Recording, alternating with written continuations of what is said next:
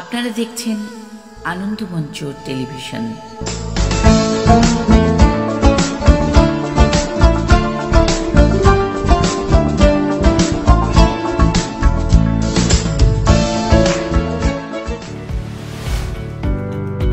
নমস্কার, আমি মধুমিতা দেবনাথ। আমি আজকে আপনাদের সামনে বরাক উপত্যকার বিশিষ্ট কবি স্বর্গীয় আনন্দলাল নাথের কয়েকটি কবিতা আপনাদের সম্মুখে পাঠ করছি।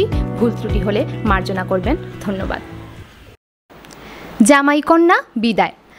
জামাই কন্যা বিদায় হইতা মানে বর্তি গড়, কন্যার সাটিত ফড়ি ফড়ি খান্দা খান্দিয়র, এনে দরো টানে লো কত মানর রব, লাইট নাই ফাইট নাই আন্দারিত সব, গাড়িয়ালায় অরন্দের লাগছে উড়া উড়ি, আন্দারিত খানা লাগি আনিলাইছইন হরি, বাউনা হলে বেরি গুড়ি তুলিতা গাড়িত, খরে তাকি খরগে হয় কন্যা রইছে বাড়িত, কিতা হইল সবে দিলা যুগ, সলই মারি চৌক দলা কুচকুচা মুখ, দেওরে হয় বুধ ফাইছি শক্ত শক্ত হাত, বাই ওরে হয় ও হুন বেআন্তাজি মাঠ, বেউস হইছ হাবুই গুলি উড়ি যার্গি বাড়ি, বাউনায় হয় চিন্ত কি গে এক নমুনার শাড়ি।